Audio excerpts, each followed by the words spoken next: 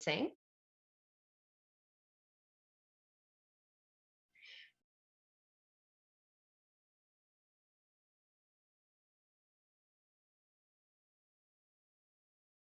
Merci d'être ici avec nous ce matin pour une conférence de presse avec le chef du NDP, Jagmeet Singh. On va prendre des questions à la fin. Alors, Jagmeet, je vous passe la parole. Thanks so much, Alana, and thanks for joining us today. Today, I'm here with a healthcare worker, Michael Gerlin. He's an ICU nurse from Edmonton. And I want to be clear about who New Democrats are standing with. In this time of crisis in our country, New Democrats are standing with healthcare workers like Michael. Michael and healthcare workers like him, nurses like him, and other frontline workers like him have been putting their lives at risk to keep us safe. They've been working so hard, putting so much burden on themselves, killing themselves, working so hard to save our lives. And at the minimum, we can make sure that they get the support they need, that they are free and free from fear to do their work, and that they're supported. They need resources. They're understaffed and overworked and under-resourced. And it's our responsibility to make sure they have the resources they need. And looking around the country at this moment, the crisis that we're in right now, we see the Prime Minister talking about bringing in a national emergency declaration in terms of having the Emergencies Act put in place. That is an example of the failure of his leadership, the fact that it's taken so many weeks to do something, weeks and weeks. The occupation, the convoy has laid siege to Ottawa, has blocked barriers, has intimidated healthcare workers, harassed and intimidated people in their communities. And so I want to send a really clear message. We stand with healthcare workers. We stand with nurses. We stand with the truckers that have done their job throughout the pandemic to keep us fed and make sure that we have the goods that we need. We stand with workers that have been continuing to work through this pandemic. These are the people we stand with. And when I see premiers caving to the demands of angry mobs, I believe that is an act of cowardice. Leadership means taking the right decision that is in the interest of people, not caving to the demands of angry mobs. We know absolutely there will be a time that we will move past restrictions. That's obvious. We have to do that. But that is a decision that should be done with public health officials or public health experts giving us the advice, not angry mobs. And it should be done understanding the plight of our healthcare system. We know what happened in Alberta when healthcare measures were lifted too soon, and our healthcare system was almost overwhelmed. We heard horrible stories about the crisis in healthcare. And Michael will share some of the struggles that he experienced personally as an ICU nurse in Edmonton. We know that there is a cost to making decisions that are not in the interest of people. And we also know there's a cost to inaction. We've seen in this country our borders that have been shut down. We've seen our capital city laid to siege. And now we're seeing people around the world looking at Canada saying, well, this is a country that can't control its borders, can't control its capital city. It hurts our country. And the fact that politicians are politicizing healthcare measures undermines public trust.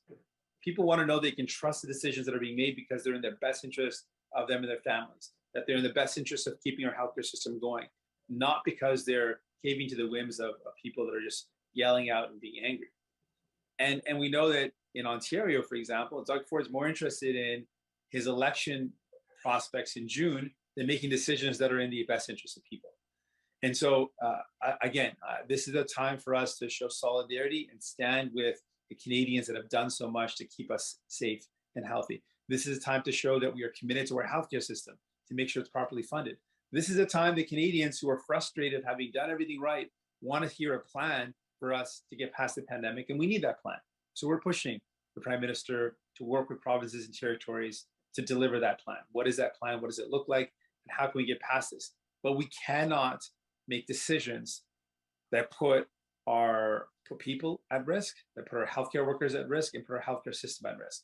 And that's why we want to make it really clear who we stand with. So with that, je vais mentionner encore, nous sommes en solidarité avec nos travailleurs de première ligne, nos travailleurs de santé. Et on pense que dans une situation de crise, on doit s'assurer qu'on fait les décisions nécessaires pour protéger la population, protéger les gens. Ça veut dire avoir des mesures sanitaires qui s'assurent qu'on peut aller, on peut sortir de la pandémie. Et je veux clairement dire que les néo-démocrates, nous sommes du bord des travailleurs de Premier League comme Michael. Nous sommes du bord de travailleurs de santé, des camionneurs qui ont fait leur travail depuis toute la pandémie. On est du bord des gens qui ont suivi les conseils de santé publique. On est de leur bord.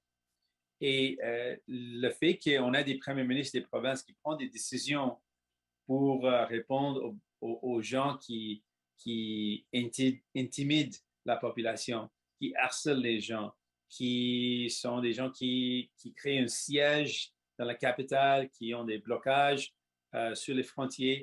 Ce n'est pas la bonne chose à faire d'écouter ces gens au lieu de rester en solidarité avec les gens comme Michael, avec nos travailleurs de première ligne, avec nos infirmières. Et on veut montrer que c'est ces gens, les Canadiens qui ont suivi les santé publiques, les gens qui ont sacrifié beaucoup, on est de leur bord. Et à ce moment, je veux mentionner encore que le gouvernement libéral et les conservateurs ont essayé de jouer des politiques avec des questions de santé. Et le résultat, c'est une érosion de confiance dans nos institutions. Et on doit toujours prendre des décisions basées sur la preuve, sur les experts, au lieu de baser nos décisions sur les demandes des gens qui sont fâchés et qui sont dans une occupation de la capitale. Donc, ce qu'on veut voir, on veut voir du leadership, on veut voir un engagement d'investir dans nos soins de santé, d'aider les gens comme Michael, les infirmières, les travailleurs de première ligne, les travailleurs de santé, et de donner un plan pour comment on va sortir de la pandémie. Avec ça, I'm going to pass it over to Michael and hear from Michael. Michael, your story, because your story represents the struggles of so many healthcare workers. And I just want you to talk about what it's been like for you in this pandemic as an ICU nurse in Edmonton, and just talk a little bit about your experience. Michael. Thank you for having me. It's a privilege to be here to speak about my fellow colleagues and my experiences working this pandemic. And as Mr. Singh said, my name is Michael Garland, and I'm a registered nurse working in an intensive care unit in Edmonton, Alberta. I currently work in one of the busiest hospitals in Western Canada. I've spent over 7 years of my career working in intensive care, and I can speak from experience that this nursing shortage has been a crisis that existed well before the pandemic started. However, the COVID-19 pandemic has exacerbated this crisis in ways we never would have imagined. Not only do we have not enough nurses to currently meet the demands of our decimated healthcare system, but many of my colleagues are also leaving in droves to escape a workplace that constantly reminds them of the horrors and trauma they've suffered through working on the front lines of this pandemic. A short time ago, the medical community of physicians and nurses, respiratory therapists and pharmacists alike, we're all heralded as heroes. You're respected, but that's not the case anymore. Throughout this pandemic, we've suffered and continue to suffer from the prejudice and animosity from the small but loud group of anti-vaxxers and people who are against evidence-based medicine. Ironically, these are the very people we struggle to look after. There have been an obscene amount of COVID-19 hospitalizations, with the majority of them still unvaccinated. And it's increasingly difficult to meet these demands with our current nursing shortage. My colleagues and I have worked tirelessly long hours while working 2 to 3 times the amount that we normally would on a daily basis because of the sheer amount of patients that we're seeing. Human resources are a finite resource, and we simply do not have enough nurses to meet the demands of our healthcare system. On top of that, the sheer amount of psychological and physical trauma that my colleagues and I have suffered is unprecedented. This has forced many of my colleagues to leave for other provinces offering thousands of dollars of incentive bonuses, a better political atmosphere, a better quality of life, and some have even gone south of the border to take advantage of better opportunities. These are highly experienced, highly trained registered nurses that are leaving our profession.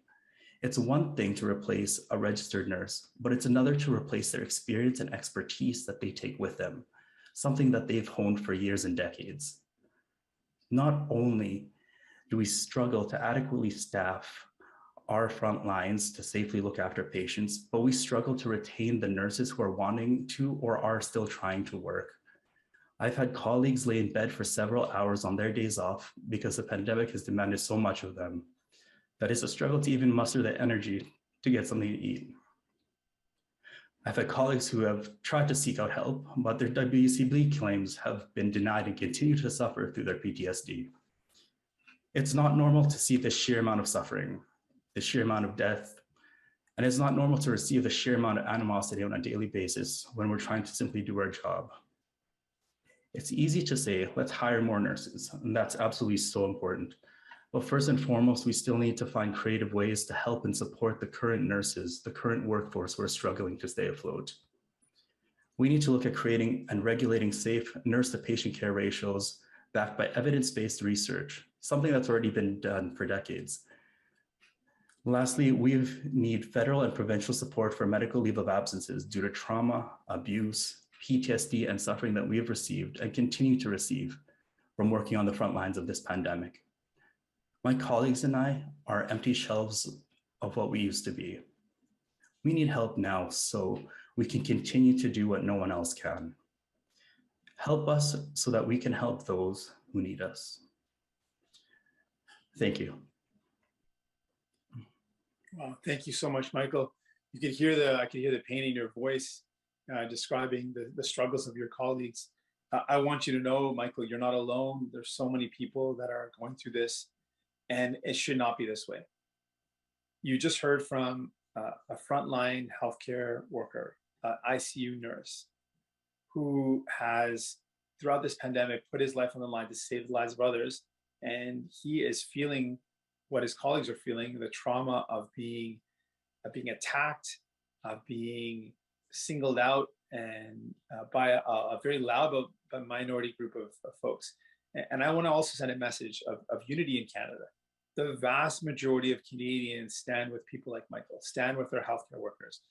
And we need to make that clear, that Canadians believe in standing with healthcare, believe in our healthcare system, want it to remain public, and want our nurses and our healthcare workers to be properly funded, supported, and to be able to do their jobs. That's what the majority of Canadians want. And the majority of Canadians respect and admire and appreciate nurses and appreciate healthcare workers. And so we can't let the voices of a small group of people intimidate, threaten, assault, and harm the very people that have kept us safe through this pandemic. So let's be clear who we're standing with. We're standing with healthcare workers. We're standing with workers. We're standing with Canadians who have done their part. And it is our job to make sure that they are not suffering alone, that they are getting support, that they are being supported, and that we're standing with them. And we can't allow decisions to be made because there's an angry mob at the front door, especially when this angry mob is not based on any evidence, based on any science, that they are screaming at the door without any sort of basis for it. And when we know there are Canadians out there that have done everything right and are frustrated, they are upset and frustrated. And so we owe it to those Canadians that have done everything, that have followed through on healthcare measures, that have gotten vaccinated, to have a plan of how we'll move forward to protect our healthcare system, to properly fund it, so we're never in a position where people like Michael are having to leave, colleagues of Michael's have to leave the profession that they love because they're burnt out. They have to leave the profession they love because they can't handle the trauma anymore. It should not have gotten to this point. I'm really sorry it has, Michael. And I'm committing to you and to all healthcare workers out there that you can trust New Democrats to fight for you, to fight for our healthcare system, and to make sure that people are standing in solidarity with you and your colleagues and people like you who have done so much for us. With that, I'll pass it back to Alana to moderate the questions for the folks that are attending now. Thank you, Jagmeet. We'll take one question and one follow-up question, please. I just ask that you use the raise hand function to identify yourself. On va prendre des questions, une question et une question de suivi. Utilisez la fonction lever la main, s'il vous plaît. So the first question that we have is from Ray Filion from TVA. Go ahead, Ray. Oui, bonjour, M. Singh. Merci de prendre nos questions. J'aimerais savoir si vous êtes d'accord ou non que le fédéral ait recours à la loi sur les mesures d'urgence pour gérer les manifestations contre les mesures sanitaires. Est-ce que, selon vous, ce serait la bonne chose à faire à ce moment-ci ou non? Je vais appuyer cette décision, notre équipe va appuyer cette décision dans le Parlement. Mais je veux aussi mentionner que c'est preuve, ça fait preuve, ça montre la faillite du Premier ministre. Parce qu'on est dans cette position qu'on a besoin d'utiliser les mesures d'urgence, les lois sur les mesures d'urgence, à cause d'une manque de leadership depuis des semaines. Depuis des semaines, le gouvernement fédéral, le Premier ministre a laissé le convoi de s'installer à la capitale, de bloquer les frontières. Et à cause de ça, on est maintenant dans cette crise. Donc, c'est vraiment un exemple ces preuves de la faillite de ce gouvernement. Mais on doit utiliser tous les outils nécessaires pour régler cette crise et on va appuyer, s'il y a un vote dans le Parlement, on va appuyer. Mais encore, on dit qu'on a besoin de leadership. Où était le Premier ministre depuis des semaines? Pourquoi il a seulement décidé d'agir maintenant au lieu d'agir il y a des semaines? Est-ce que vous avez été consulté par le gouvernement sur le possible recours à cette loi sur les mesures d'urgence? Pas spécifiquement. On a eu une conversation qu'il y a des planifications pour comment on peut régler cette crise, mais pas spécifiquement cette utilisation de cette loi. Mais encore, je dis que c'était après notre demande pour un débat d'urgence dans le Parlement que le Premier ministre a vraiment commencé de faire quelque chose. Et on a dit à ce moment que c'était, quand on a lancé cette demande pour le débat d'urgence, c'était 12 journées de la siège. C'était après les frontières étaient déjà bloquées et on a dit que pourquoi le Premier ministre n'agit pas, pourquoi le gouvernement fédéral est toujours dans un débat de la juridiction au lieu de donner ou livrer l'aide aux municipalités qui en ont besoin, de donner les ressources à la région capitale, la région nationale. Et c'est exactement pourquoi on continue de dire au gouvernement, au Premier ministre d'agir avec l'urgence nécessaire pour régler cette crise. Okay, the next question that we have is from Émilie Bergeron from La Presse canadienne. Oui, bonjour. Encore sur le même sujet. Bon, vous venez de dire, oui, on est prêt à voter pour s'il y a un vote au Parlement pour le recours à la loi sur les mesures d'urgence, mais on dirait que vous êtes aussi en train de dire que on aurait pu éviter d'en arriver là. Alors vous, si vous aviez été Premier ministre, qu'est-ce que vous auriez fait différemment pour qu'on évite d'avoir recours à la loi sur les mesures d'urgence? Ce que j'aurais fait, premièrement, journée 1, c'était clair le but de ce convoi. Ils ont partagé leur but ouvertement sur leur site web. C'était clair, le but, c'était renverser le gouvernement. Donc, journée 1, comme Premier ministre, j'aurais fait le travail nécessaire pour arrêter ce convoi, pour parler avec la ville d'Ottawa, pour donner les ressources nécessaires. J'aurais rencontré les maires des municipalités tout de suite pour offrir l'aide nécessaire. On est maintenant dans presque la 3e semaine de la siège à Ottawa et encore la ville d'Ottawa dit qu'on n'a pas reçu l'aide nécessaire, l'aide qu'on a demandée du gouvernement fédéral. Presque la 3e semaine et toujours ils n'ont pas reçu l'aide. Donc, dans mon avis, le Premier ministre d'un pays doit régler une crise dans la capitale du pays tout de suite. Donc, ça, c'est la journée 1. Deuxièmement, j'ai dit que c'est clair qu'il y a le financement étranger qui aide cette convoi. Et j'ai dit qu'on doit faire enquête sur ces fonds, parler avec les homologues aux États-Unis pour arrêter ces fonds, parce que c'est clair aussi, il y a de l'interférence étrangère des États-Unis qui aide ce convoi. Aussi, j'ai dit qu'on a besoin d'un plan. Et les Canadiens et Canadiens ont besoin d'un plan. Ils méritent d'avoir un plan. Et ce plan doit dire clairement qu'on va investir dans nos soins de santé pour qu'on puisse arrêter le péril qu'on a vu à plusieurs reprises que notre système de santé était en péril de s'effondrer.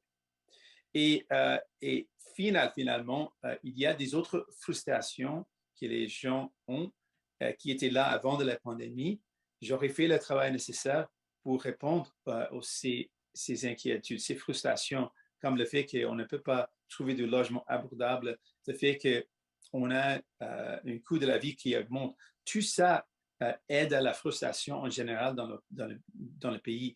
Mais agir maintenant tout de suite, répondre aux besoins des municipalités, pas politiser ce convoi, comme on a vu avec les conservateurs et les libéraux. Les deux ont joué des politiques, on dit que c'est une occasion de gain des points.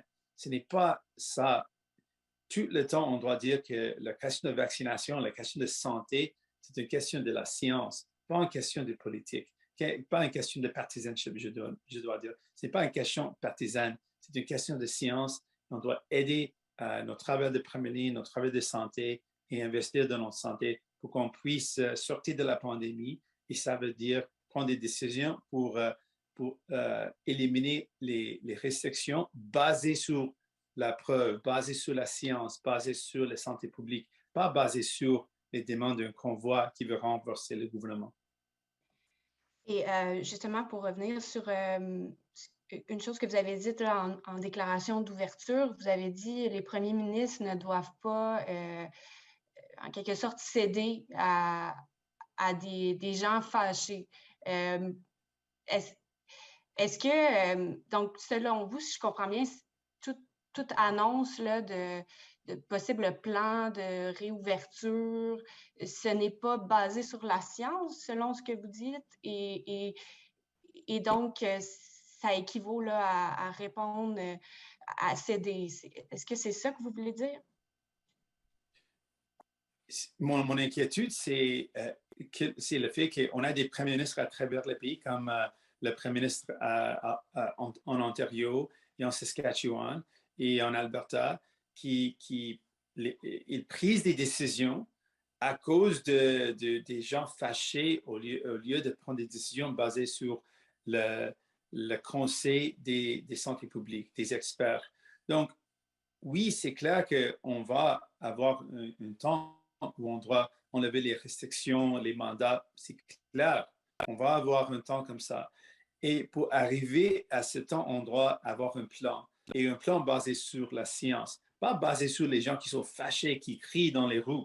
On doit baser cette décision sur la science, sur les médecins, sur les gens qui ont étudié et évalué les risques. Et ce que je plaide, c'est le fait que si on a des premiers ministres qui prennent des décisions basées sur les gens qui sont fâchés, ça a un risque de créer une érosion de la confiance dans notre institutions et les décisions prises par le gouvernement. Et ça, c'est une grande menace. Et on ne veut jamais que quelque chose comme ça se reproduise. Donc, c'est pourquoi je dis qu'on ne doit pas répondre aux gens fâchés comme ça, le convoi, mais on doit répondre à la frustration des gens à travers les pays qui ont suivi les conseils de santé publique, qui étaient vaccinés. Et ce plan doit être basé sur la science pour comment on peut sortir de la pandémie. Et ça va inclure une élimination des restrictions pour l'avenir. Et j'appuie ça, mais basé sur la science, basé sur les experts, basé sur les conseils des experts, pas basé sur les gens qui créent un siège à la capitale. The next question is from Alex Ballingall of the Toronto Star. Hey, good morning. On the Emergencies Act, so I understand if my French comprehension is still up to par. You support it. You support the invocation of the Emergencies Act, but I want to know what exactly you would like to see the federal government do with the powers given to it under that act. What specifically should the government do with the Emergencies Act? Well, first off, I want to say the fact that the Prime Minister is resorting to this measure is proof of a failure of leadership. The reason why we got to this point is because the Prime Minister let the siege in Ottawa go on for weeks and weeks without actually doing anything about it, allowed the convoy to shut down borders without responding appropriately. And in doing so, has allowed the convoy to dig in, to get entrenched, to allow them to spread across the country. And in doing so, it's also created a ongoing problem for our healthcare workers because they have been harassed, they've been intimidated. We know that each time a convoy goes to a city, the security personnel, police advise healthcare workers, don't wear anything that identifies you as a healthcare worker. Don't wear scrubs or clothing that could identify as you a healthcare worker. How is that possible 2 years into a pandemic that our healthcare workers have to be afraid of visibly disclosing who they are? Like, how did we get to that point? And so I'm saying clearly that the fact that the Prime Minister ignored this problem, let it become a game between the Conservatives and the Liberals, who's going to score points off of it. Well, both of them lost points because they made this into a game instead of making it about the people. And the people this should be about is people like Michael. And Michael Garland and his colleagues is what this should be about. How do we protect our healthcare workers? How do we acknowledge their sacrifice and treat them with respect and dignity? Make sure that they're properly funded. That's what this should have been about. And that should have happened on day one. We should have been properly funding our healthcare system. Every time there's a crisis, we heard from healthcare workers, our healthcare system is about to collapse. Where was the federal government to properly fund it, to hire nurses, to support the existing nurses? Where was the emergency then? And then we get to this point where the convoy rolls in and they've been entrenched in the capital city for weeks. And only after we demanded an emergency debate did the Prime Minister finally start to show some leadership. But why is it taking weeks and weeks of inaction before the government acts? And so what we want to see from the decisions taken by the federal government, if the Emergency Act is brought forward in Parliament, we would support it. But we want to see the outcome being that we solve these problems, that we don't have any border lockdowns anymore. Borders cannot be shut down. Truckers that have been vaccinated, that have done their part, shouldn't be blocked from getting back to their loved ones, getting back home. We want to see the siege ended in Ottawa. We want to see investments in our healthcare system. We want to see an immediate emergency operation to invest in healthcare and frontline healthcare workers. And we want to see the tools at the federal level used to respond to this crisis in a way that deals with the crisis. That's what our hope is.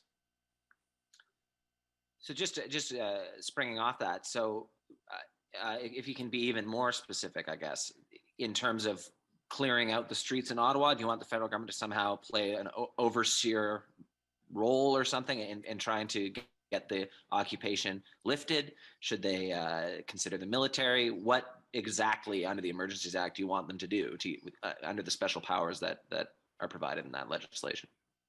Well, in terms of the way that it's done, that should be in coordination with the experts on the ground that will determine the best way to achieve these outcomes. The Emergencies Act provides a significant number of tools. Let me talk about the outcomes that I want. The implementation of those tools, the way they're used, that will be decisions that are made with the folks that will be experts in the field. That'll include logistics experts, people that are involved in defense, people involved in RCMP. So using the experts who've got the on the ground knowledge, they should be the ones consulted in terms of the how. The outcomes that we want, our borders should not be locked down ever again. There should be no lockdown of our borders. We should have truckers be able to travel freely between the borders, and they should not be blocked by a convoy. The Ambassador Bridge, busiest point of trade in North America, should not be blocked the way we saw in Windsor over the past couple of days. That should not happen again. All borders should not be blocked by the convoy. The siege should be lifted in Ottawa. The residents in Ottawa should not be under siege. Our healthcare system needs to be invested in. That should be a part of this. Using the Emergency Act should also free up tools to immediately invest in our healthcare system so that workers like Michael, frontline healthcare workers, frontline nurses, are not burnt out, overworked, stressed out, going through trauma, going through PTSD because they are under-resourced and understaffed. That should not happen. So I want to see the Emergencies Act tools used to help our healthcare system out immediately, because there is an emergency there. And we've heard from healthcare workers. I want to see that happen as well. I also want to see that these tools be used towards the goal of laying out a plan for us to get out of the pandemic, and so the Canadians that have done their part know what that is. And so those are the outcomes that I want, and the exact mechanisms that are used to achieve that, that's going to be worked out with the experts. But I want those outcomes. Those are the outcomes that Canadians expect. We want to be safe. We want to see our borders flow, and we want to make sure our healthcare system is invested in. Those are the outcomes that we need to see. OK, la prochaine question vient de Mélène Crête avec la presse. Bonjour, Monsieur Singh. Êtes-vous Bonjour. d'accord avec l'usage de l'armée canadienne pour protéger des infrastructures critiques comme le pont ambassadeur que vous avez nommé? Si c'est nécessaire, je suis ouvert. Je ne veux pas voir une escalation des tensions, des violences, mais c'est clair qu'on doit protéger des infrastructures essentielles comme nos ponts, comme les frontières. Et ça, c'est clair, c'est important et je suis ouvert aux étapes nécessaires pour protéger nos infrastructures. Et comme j'ai dit, je veux voir des résultats. Avec cette déclaration, si le gouvernement présente ce mesure dans le Parlement, je suis prêt d'appuyer ces mesures, mais je veux voir des résultats. Ça veut dire de s'assurer que nos frontières sont ouvertes, de s'assurer que les gens sont en sécurité à Ottawa et à travers le pays. Et finalement, je pense aussi que c'est nécessaire d'utiliser les mesures au niveau fédéral pour investir dans nos soins de santé, pour aider les provinces et territoires, de s'assurer que nos systèmes de santé est résilient et capable de répondre aux besoins et jamais dans une position de péril de s'effondrer. Et si je comprends bien vos commentaires plus tôt, vous soupçonnez que les provinces sont en train de lever certaines restrictions sanitaires en réaction aux demandes des manifestants qui sont à Ottawa et dans d'autres villes canadiennes? C'est ce qu'il me semble. Il me semble que leurs décisions et le timing de ces décisions, c'est pour plaire ces manifestants. Et c'est la mauvaise chose à faire. On ne doit jamais prendre des décisions sanitaires basées sur la colère des manifestants qui s'opposent à la science. Ça a aucun sens de faire ça. Donc, oui, je suis pour l'élimination des restrictions et des mandats dans l'avenir. C'est clair, on va avoir une élimination des restrictions et des mandats dans l'avenir. Et pour arriver à ce moment, on doit avoir le conseil des experts en santé publique, pas la colère des manifestants qui font des actes horribles dans la capitale, qui bloquent les camionneurs de traverser les frontières, qui causent la perte des emplois, qui intimident et harcèlent les travailleurs de santé. Ce n'est pas ces gens qui doivent avoir aucun impact sur les décisions de santé, aucun impact. Et la décision doit rester dans les mains des experts et on doit prendre les décisions basées sur la science et pour le bien-être des Canadiens et Canadiennes, des Québécois et Québécoises. Ça doit être la priorité. Next question is from Marie Wolfe with the Canadian Press. Yes, can I just clarify, following up what one of my colleagues asked, you say you support the invoking the Emergencies Act and you'd like to see the outcome, but can I just be clear about whether you are basically giving them a blank check to do whatever they like? I mean, do you support, for example, the use of military action? Well, from the beginning, I think that this is an extreme measure and I don't want to see an escalation of tensions. But if the question is about how do we protect our infrastructure, how do we protect our bridges and our borders from the convoy whose goal is to undermine democracy, whose stated goal was to replace elected officials in Parliament with a committee of their choosing, if the question is how do we lift the siege in Ottawa, then I'm open to using the emergency measures to achieve that goal. I don't want to see a trampling of human rights. I don't want to see violence, but I certainly want to see people safe. I certainly want to see people not lose their jobs because we've got the convoy shutting down the borders and people are losing, thousands of workers are losing their jobs. I certainly don't want to see people intimidated and harassed in their own communities. And I want to see people safe. So I want to see the Emergency Act used in a way to achieve the goals of keeping people safe, keeping our borders open, and making sure that our healthcare is invested in. But can I just be clear? Would you support using the military to clear protesters? And are there any concerns? I mean, the Emergencies Act has never before been invoked, and I'm just wondering if you felt the government had exhausted all other options. You spoke about a failure of leadership, and I wondered if you felt that possibly more should have been done beforehand to move these protesters on without invoking this legislation, which, as I said, has never been used before. And I think your question is really important. There is a gravity of this decision. And I don't take that lightly. I think that the government has failed. And the fact that I think the Prime Minister has specifically failed in leadership for us to be in a point where the Emergency Act is even being discussed. And the question of it being invoked, is being discussed. It's because there's been a failure. We've seen that the federal government and the Prime Minister has not responded in a way necessary to deal with this crisis. He has not done that. And as a result, we've got to this point. And now in this crisis, the situation is pretty serious. When you've got the world looking at Canada and saying, well, maybe they can't control their borders, there is a serious threat that companies look at Canada and say, well, maybe it doesn't make sense for us to have a factory in Canada if the borders can be shut down at any point in time. That could have devastating impacts to people, to workers that may not just lose their jobs now, but what if companies decide not to invest in Canada because they don't trust that our borders can work? We might lose jobs, thousands of jobs in the future as well.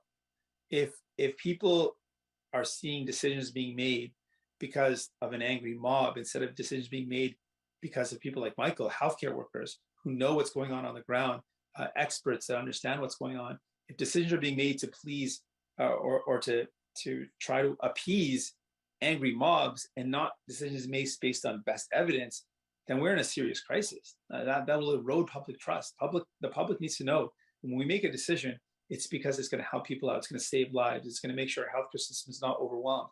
And they need to be able to trust those decisions. All of that is in question now because the Prime Minister has failed to respond to the crisis of this small group of people that have shut down borders and laid siege to a city and harassed and intimidated healthcare workers. That has to end. And so I take that very seriously. And I think that it should never have got to this point. But at this point, we need to act. And we need to make sure that these things are addressed.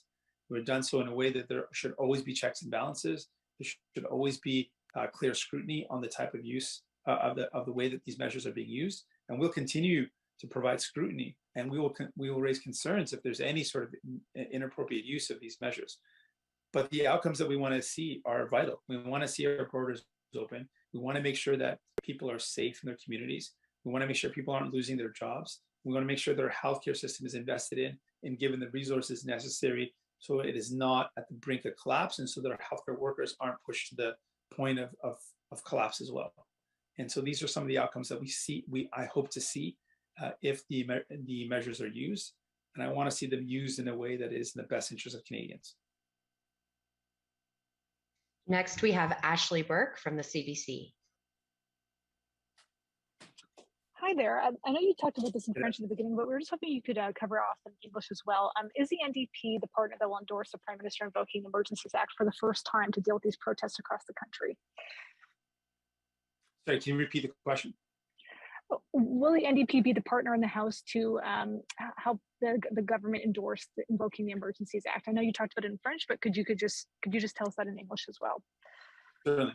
So I said in French as well that the fact that we're at this point, that the Emergencies Act needs to be invoked or is being discussed, being invoked, is proof of the failure of leadership of the Prime Minister for us to even be in this point. For weeks and weeks, he did not act. That inaction allowed the convoy to dig in, and it has created this problem, not just in Ottawa, but across the country. So that's a proof point of the failure of his leadership. And I don't say that lightly, and I don't say that with any glee. This is something that hurts all of Canada, the fact that we're in this point. And then if this is brought to the House, I believe that it is, if the Emergency Act is brought to the House, given how serious things are and given how serious the crisis is, we would support it. We've not been in contact about any details, but if the idea is to invoke the Emergency Measures Act to deal with this crisis, to deal with the convoy, and to make sure that Canadians are safe, to make sure our borders are safe, and to make sure our healthcare system is invested in. These are things that we believe must happen, and so we would support that. In terms of the details of this, we will have discussions and work out more details, but we believe that given the failure of leadership and given the crisis that we're in right now, that if that decision came to the House, we would be in support of bringing in those measures to achieve the outcomes that I've outlined. In the past, your party has voted against invoking the War Measures Act. This is, decades ago, of course. What's changed now? Well, the War Measures Act is different from what this is. This is the Emergency Act, and it was changed as a result of problems of the War Measures Act. The War Measures Act had severe, had rightly so, had a lot of critiques and a lot of problems given the broad-ranging powers and the potential, and in that case, the abuse of human rights that happened as a result of it. So that was replaced by the Emergencies Act. The Emergencies Act, though people make the connection that it's flows from that previous act, it is not a War Measures Act. It does not have the same powers, does not have the same scope. It is completely different. But we are in an emergency. It is clear when you've got thousands and thousands of workers that have lost their jobs because a small group of people shut down a border, that is an emergency. When our healthcare system is constantly being put in a state of potential collapse and being overwhelmed, and our healthcare workers are struggling, that is an emergency. When our capital city is under siege and has been under siege for weeks, this is an emergency. And so the use of the tools of the Emergencies Act to be able to provide safety and security to people, to invest in our healthcare system, to protect our borders, is something that we would support. Next question comes from Boris Pouro avec Le Devoir. Bonjour, Monsieur Singh. Est-ce que vous venez tout juste de dire que le NPD n'a pas été consulté pour le dépôt de la loi sur les mesures d'urgence? Et parce que c'est dans ma compréhension que le Parlement doit être consulté. Mais est-ce que le NPD ou les autres partis d'opposition ont été consultés? On n'était pas consultés, mais à ce moment, la mesure n'est pas devant le Parlement. Mais et je dis deux choses aujourd'hui. Un, c'est le fait que le Premier ministre est en train d'invoquer ces mesures. C'est un exemple, c'est preuve de la faillite de ce gouvernement. Hein? Et deuxièmement, si ces mesures est présentée dans les chambres de communs, on est prêt d'appuyer. J'ai dit que j'ai des critères et les résultats que je veux voir, et je vais vérifier si ce sont les résultats qu'on va avoir, mais je suis prêt d'appuyer ces mesures dans la chambre de communs. Après, on a des discussions, et j'ai dit aujourd'hui mon ouverture à appuyer la mesure parce qu'on est dans une crise à ce moment à travers le pays. Merci de la précision. Ensuite, votre collègue Matthew Green a dit que le maire Jim Watson devrait démissionner, le maire d'Ottawa. J'aimerais savoir si c'est la position du NPD. Notre position, c'est que M. Watson, le maire d'Ottawa, était une faillite complète. Ses actions, c'était une faillite complète. Une faillite pour la protection des gens, une faillite pour les résidents d'Ottawa. C'est complètement inacceptable qu'une maire d'une ville et le chef de police de la ville ont laissé tout ce qui s'est passé se passer. C'est complètement une faillite. Et son leadership, c'est une faillite. Donc, c'est clair, les gens pensent la même chose. Les gens d'Ottawa pensent qu'il était abandonné. Abandonné par le maire, par la ville et par le gouvernement fédéral aussi. Donc, notre position, c'était une faillite, les décisions qu'il a prises et le fait qu'il a abandonné la population. The next question is from Rachel Emmanuel with iPolitics. Hi, Mr. Singh. Thanks for taking our questions. I'm wondering if the NDP are planning to support the Conservatives' motion, which calls on the government to give Canadians a roadmap out of COVID-19 restrictions. My understanding that is not their motion. Their motion is just to lift all mandates immediately. We don't support that. We support the lifting of restrictions based on public health. We need to. We're going to lift mandates. We're going to lift restrictions. That should be done not because there's an angry mob at the door, but because the public health folks feel that it's safe to do so. And that's what we believe. In terms of a plan to get out of the pandemic, I've been calling for that plan since the beginning of the emergency debate and before that we need a plan. Canadians need a plan to get out of the pandemic. And we absolutely believe that the federal government should work with provinces and territories and public health officials to develop this plan and then present it to Canadians. Canadians need to know. They are frustrated. They are angry. I'm talking about the broader population, not the convoy, but Canadians are angry because it's been a tough time and they need to know what the plan is to get out of it. And that's something we absolutely support. But with the respect to the Conservative motion, my understanding, the motion that's up for vote is a motion to just lift all mandates immediately. And I think that is caving to the demands of this convoy, and we are absolutely opposed to that. Sure. And then, as you mentioned, you've been calling for a plan. You've been calling for the government to implement a plan out of COVID-19 restrictions. Would you consider pressuring the government to table such a plan in return for supporting them on implementing the Emergencies Act? Well, we want this plan, and we want this plan right away. And we know that this plan is going to take working with public health and working with provinces and territories, but Canadians need to know what that plan is. So we're going to continue to push for that plan. And with respect to the Emergencies Act, I've expressed today that I'm open to supporting it. We've got some criteria, some results that I want to see happen. I want to see that the Emergency Act is used to achieve these goals of making sure people are safe, making sure our borders are safe, making sure our healthcare system is invested in, and making sure that siege is lifted in Ottawa. These are some of the criteria or these are the results that I want to see achieved by the Emergency Act, but I'm expressing an openness to supporting it.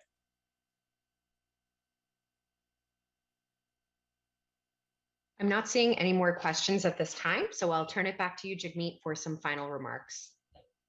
Thanks so much. I want to thank Michael Garland for being here, and the power of your words, Michael. It touched me, and I know for thousands of Canadians out there, frontline healthcare workers, they heard your story and said, that's me too. That's what I've gone through. That's my colleagues have gone through. That's what my friends and family have gone through. And so I want to thank you for sharing that. That was very important, very powerful, and a reminder for people who we're standing with, who we're fighting for.